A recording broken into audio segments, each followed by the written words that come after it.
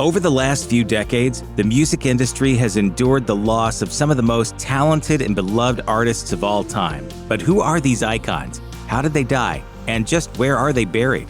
Here's the final resting place of these legendary rock stars.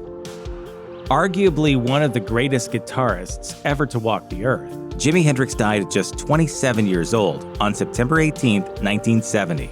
Hendrix was found in a room at London's Samarkand Hotel belonging to his on-again, off-again romantic partner, Monika Dannemann. Details of the hours leading up to Hendrix's death are vague, with Dannemann and others having changed their accounts multiple times. Hendrix apparently took strong sleeping pills combined with red wine, which caused him to vomit but not wake up, until he ultimately choked to death. The coroner returned an open verdict on his death, however. Hendrix's burial was also a little contentious. In 1970, he was buried in a plot at the Greenwood Memorial Park Cemetery in his hometown of Renton, Washington, marked by a simple gravestone that read, "Forever in our hearts." But in 1999, his family announced plans to build a 27-foot stone memorial in the cemetery, partly funded by fans, complete with granite pillars, a domed roof, and sculptures. Hendrix's friends protested that digging him up was disrespectful, but to no avail. In 2002, the memorial was completed, and Hendrix was moved there to lie alongside his father, stepmother, and grandmother. Jim Morrison was in rock star retirement when he died in his Parisian home on July 3, 1971. Like Hendrix, Morrison was just 27 when he died. The official story is that he was found dead in his bathtub from heart failure. But some supposed witnesses have since come forward to say that he may have fatally overdosed on heroin in a nightclub toilet cubicle and was carried back to his apartment by a pair of drug dealers. Morrison's grave at Paris's Père Lachaise Cemetery is one of the most famous in the world, which is impressive when you consider that he's not the only prestigious name at that cemetery. Père Lachaise is also the eternal home of world-renowned figures including Oscar Wilde, Marcel Proust, Edith Piaf, and Frédéric Chopin. But the biggest crowds still gather to visit Morrison's impressive shrine, which includes a bronze plaque engraved with his name, dates, and an ancient Greek epitaph chosen by his father that reads, "Kata ton daimona iatou." This is usually roughly translated as "true to his own spirit," but it could also mean "true to his own demons," a potential reference to the troubles that drove Morrison to Paris in the first place. One of the most famous Scousers in history, not to mention an icon of swingin' 60s London, John Lennon left his home country for New York in 1971. Having married the artist Yoko Ono 2 years earlier, Lennon hoped that the bustling, celebrity-filled city would shield him from the constant attention that came with having been a Beatle. Instead, 9 years later, on December 8, 1980, Lennon was shot dead outside his home by Mark Chapman. When they went inside the gate, and then all of a sudden they heard 5-6 shots, and that was it. Chapman later said that he'd chosen to kill Lennon because of his fame, believing it would in turn bring him self-glory. On October 9, 1985, Lennon's 45th birthday, an area of Central Park was dedicated to the musician. Lennon had enjoyed many walks in the tranquil space. Renamed Strawberry Fields, in tribute to one of Lennon's favorite Beatles songs, it features a mosaic with the word Imagine at the center, which was presented as a gift by the city of Naples, Italy. Ono herself was involved in the creation of the memorial, and it's believed that she scattered Lennon's ashes in the area. The Beatle George Harrison spent nearly 4 years being treated for cancer before dying at age 58 on November 29, 2001. He had been diagnosed with throat cancer in 1997 and then with lung cancer in 1999. That year, he also survived being stabbed multiple times by a home intruder. In 2001, Harrison had surgery to treat the lung cancer and underwent more radiation to treat a brain tumor, but ultimately died from the disease. Harrison was a follower of the Hare Krishna movement, a branch of Hinduism. In accordance with Hindu beliefs, he was cremated shortly after his death at the Hollywood Forever Memorial Park. Hare Krishna's spokesman told the press that Harrison's wife Olivia and son Donnie would be scattering his ashes in the Ganges. This is a sacred river in Hindu theology, located in Varanasi, India. Crowds of fans and press headed to the city, only for the society to retract its previous comments. It's believed that Harrison's family did scatter his ashes in the river, but that they waited until they could do it more privately. The most notorious detail about the death of the Mamas and the Papas singer Mama Cass Elliot on July 28, 1974 is absolutely incorrect. Namely, she did not die from choking on a ham sandwich. That was a rumor put out by her manager Alan Carr, who was worried that Elliot had died from a drug overdose and didn't want anyone to know. Unfortunately, the ham sandwich story has since been twisted into a number of cruel jokes about Elliot's weight. In fact, Elliot died from heart failure, potentially brought on by the crash diets she'd long experimented with, mostly because she was so badly mocked for her size. Just 32 years old, Elliot died at a London apartment owned by musician Harry Nilsson, who was out of the country at the time. Her body was flown back to California, where she was buried at Los Angeles' Mount Sinai Memorial Park, marked with a simple plaque. 4 years later, Keith Moon, drummer of The Who, died of a clomethazole overdose at the same apartment. Disturbed by the deaths of his friends, Nilsson sold the apartment to Moon's bandmate, Pete Townsend.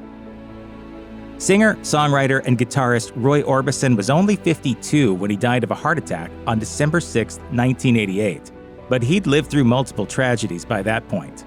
In 1966, his first wife, Claudette Frady, was killed in a motorcycle crash. 2 years later, 2 of their 3 sons, Roy Jr. and Anthony, died in a fire at their house near Nashville while Orbison was on tour. Then, having made the top 10 9 times between 1960 and 1965, Orbison's career steeply declined. However, in between these 3 great losses, Orbison met the woman who became his second wife, teenage pre-med student Barbara Jacobs. The two married in 1969 and went on to have 2 sons together, while also raising Orbison's surviving son, Wesley, from his first marriage. In the 1980s, Jacobs became Orbison's manager, and he experienced something of a comeback.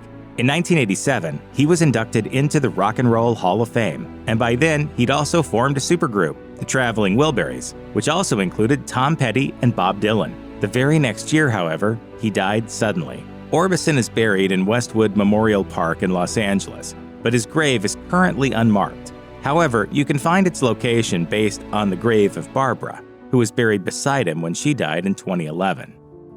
After living about as full-on a life as it's possible to live, Frank Zappa died of prostate cancer on December 4, 1993, aged 52. His family announced his death with a statement, reading, "Composer Frank Zappa left for his final tour just before 6 p.m. Saturday."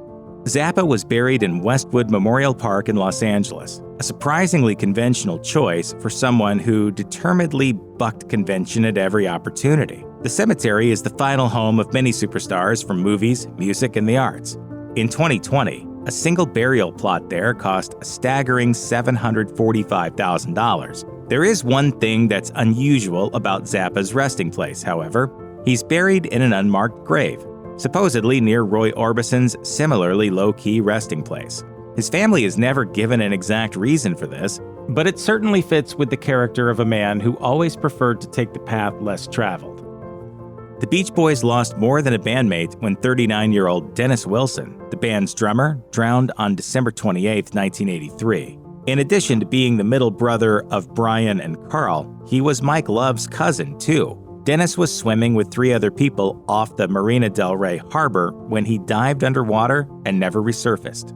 The week after his death, President Ronald Reagan intervened so that Dennis's body could be buried at sea, per his wishes, an honor usually reserved for veterans of the Navy or Coast Guard.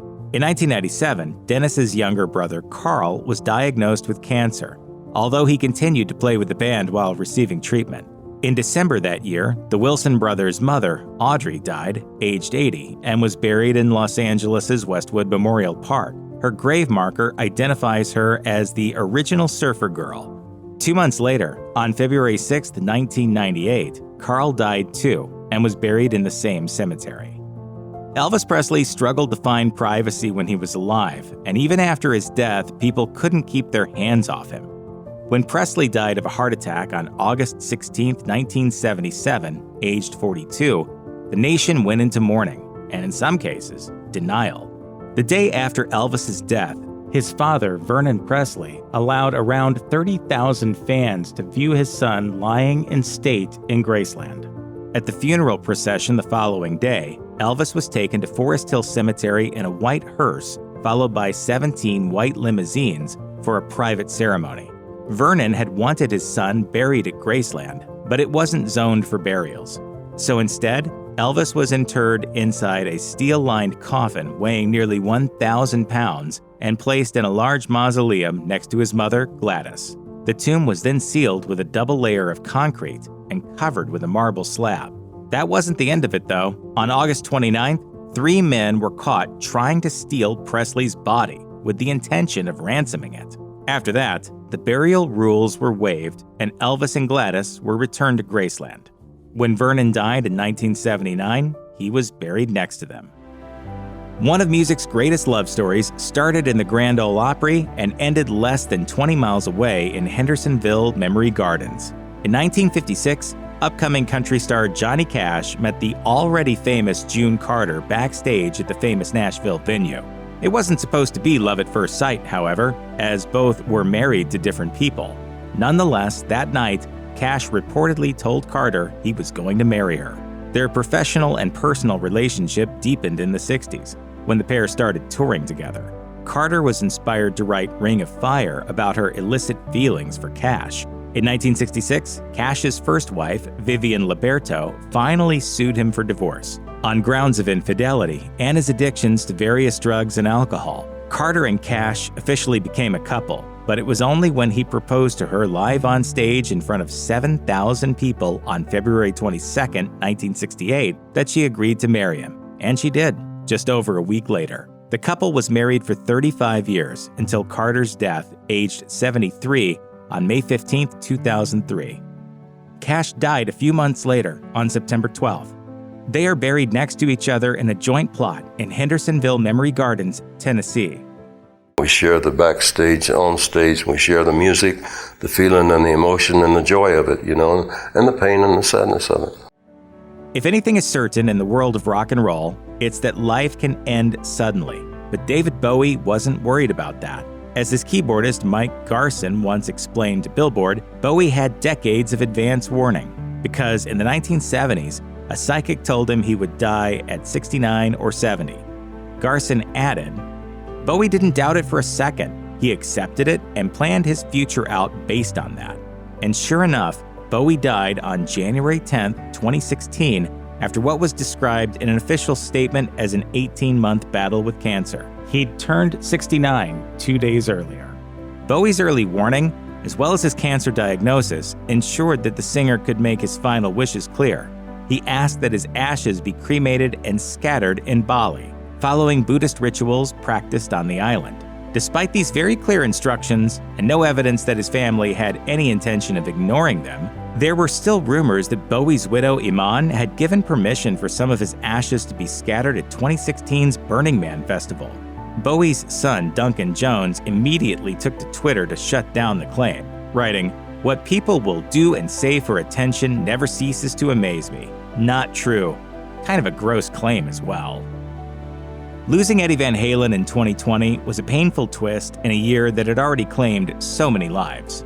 The guitarist rose to fame with his eponymous band, co-founded with his brother Alex, and revolutionized the sound that could be made with an electric guitar. He inspired real and fictional guitarists alike, even providing the music for Marty's Alien tape in Back to the Future, although he politely declined a part in the Bill and Ted movies. Bogus!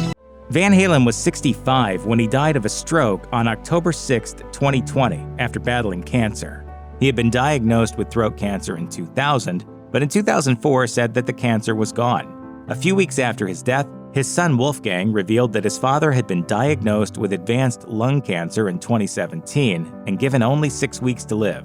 Van Halen received treatment in Germany, which Wolfgang credits with the 3 years he survived after the diagnosis. But in 2019, following a motorcycle accident, Eddie was found to have a brain tumor. It's believed that Wolfgang granted his father's final wishes and scattered his ashes off the coast of his hometown of Malibu, California. 1/3 of the most famous girl group to emerge from Motown, Supreme Mary Wilson, died suddenly on February 8, 2021. aged 76. The cause was later reported as hypertensive atherosclerotic cardiovascular disease, a buildup in the arteries caused by high blood pressure that eventually leads to heart failure. In keeping with restrictions on funeral sizes imposed by the COVID-19 pandemic, Wilson's family held a small private ceremony for her on March 16th, with the intention of holding a larger gathering when it was safe. Wilson was buried in Holy Cross Cemetery in Culver City, California, which is also the final home of a number of other legendary artists, actors, and musicians. Most importantly to Wilson, she was buried next to her son, Rafael Ferrer, who had died in a car crash in 1994, aged just 14. She left behind 3 other children, including a cousin whom she'd adopted, 10 grandchildren, and 1 great-granddaughter. Queen singer and songwriter Freddie Mercury was never afraid to bask in the adoration of enormous crowds, but he didn't want that kind of attention after his death. Diagnosed with acquired immunodeficiency syndrome in 1987, Mercury knew that he would likely die within a matter of years. He decided that he wanted to be cremated and knew just where he wanted his ashes scattered, but only told his close friend and ex-fiancée, Mary Austin. Not even his parents knew.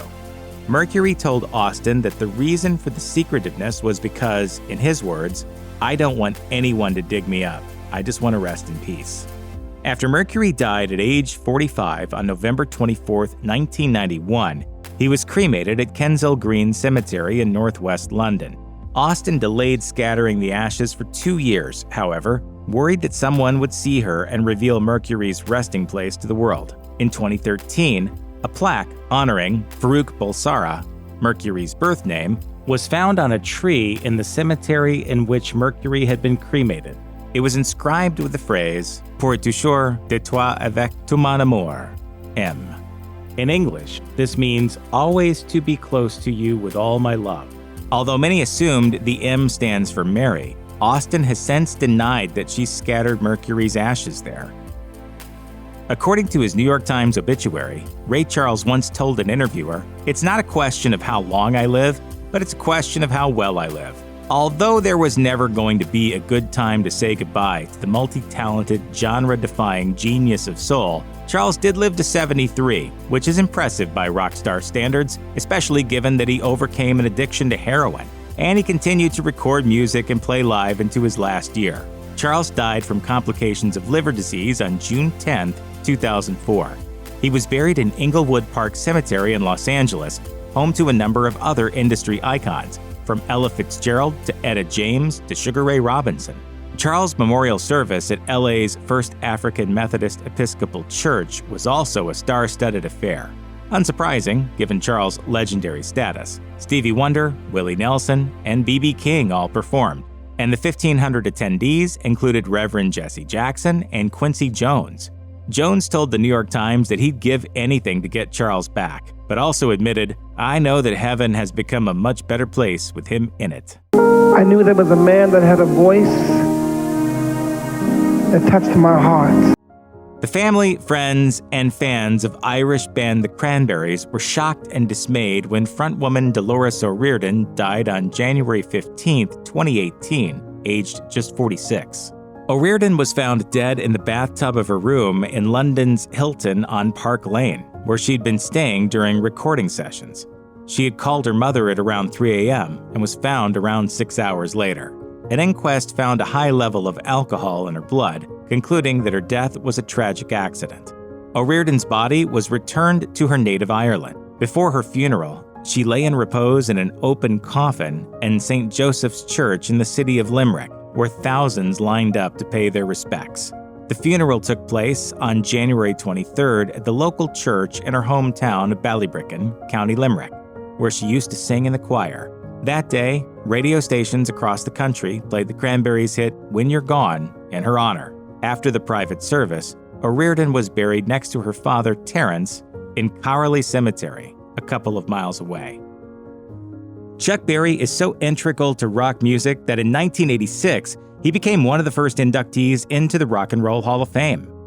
Many consider his 1955 track Maybelline the seed that grew into the genre of rock and roll. Berry started singing in his church choir aged 6 and picked up the guitar as a teenager, performing in a number of small-time talent shows. He was in his 30s when he wrote many of his most popular songs and released 8 top 40 hits between 1955 and 1960.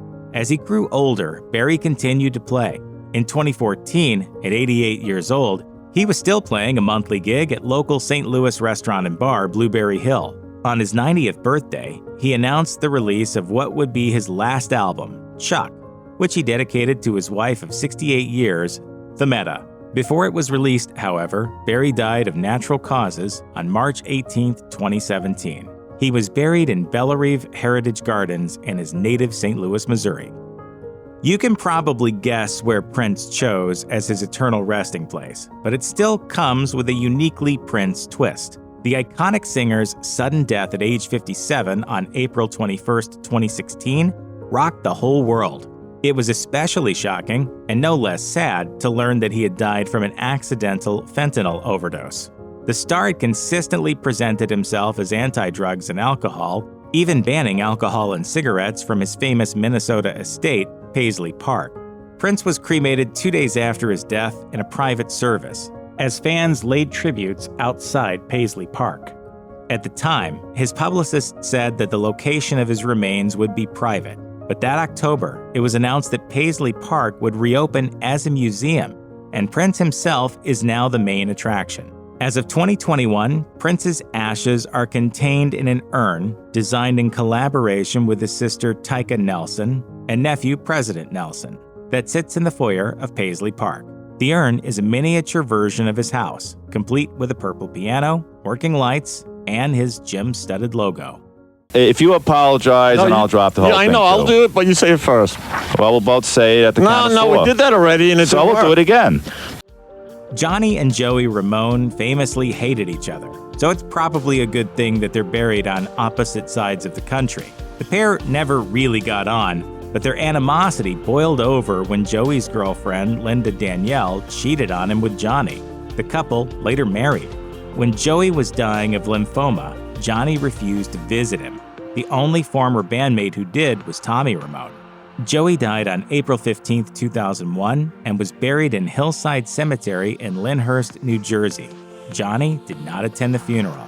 The following year, on June 5th, Dee Dee Ramone died of a heroin overdose, aged 50, shortly after the band had been inducted into the Rock and Roll Hall of Fame. He was buried in LA's Hollywood Forever Cemetery. Johnny followed him there 2 years later, when he died of prostate cancer, aged 55, on September 15, 2004. Johnny was cremated, and Linda kept his ashes, but he also had a 4-foot statue of himself placed in the cemetery. Joey isn't totally alone on the East Coast, though. Tommy Ramone died on July 11, 2014, of cancer of the bile duct, and was buried in New Montefiore Cemetery, New York. Janis Joplin died of an accidental heroin overdose on October 4, 1970, 3 weeks after the death of Jimi Hendrix and 9 months before that of Jim Morrison. 2 days later, Joplin was cremated at Los Angeles' Westwood Village Mortuary, with just 10 people in attendance. Her ashes were scattered in the Pacific Ocean, off the coast of Marin County, north of San Francisco, as Joplin had requested. You can't visit the exact spot where Joplin was laid to rest, but it's actually possible to visit the room where she died at the Landmark Hotel, which is now the Highland Gardens Hotel, on Franklin and North Sycamore Avenues in Hollywood. If you're feeling morbid, you can even sleep there. Today, Room 105 is home to a plaque commemorating Joplin, while the closet is filled with fans' scribbled tributes to the legendary singer. The lead singer of the enormously popular rock band Nirvana is dead. Apparently, he was a suicide at the age of 27. The story of Nirvana frontman and grunge icon Kurt Cobain's death is well known. Cobain took his own life on April 5, 1994, at his home in Seattle, Washington. His body was found 3 days later. After Cobain's death, his widow Courtney Love had his body cremated. The couple had been intermittent Buddhists, and so Love wanted to give Cobain's remains the appropriate spiritual treatment. She divided the ashes, scattering some into the Wishkah River near Cobain's childhood home and keeping some herself, reportedly in a bear-shaped handbag alongside her wedding dress. She took these ashes to a Buddhist monastery in Ithaca, New York, and left some with the monks for consecration. The monks mixed the ashes with clay and turned them into satsas. a kind of cone-shaped sculpture around 3 inches tall and painted gold, which is intended to be kept in a small shrine. Love took the remaining ashes back home. She kept them in her closet until 2008, when she reported that they had been stolen, apparently by someone she knew. If you or anyone you know is struggling with addiction issues, help is available. Visit the Substance Abuse and Mental Health Services Administration website or contact SAMHSA's National Helpline at 1-800-662-HELP, 1-800-662-4357.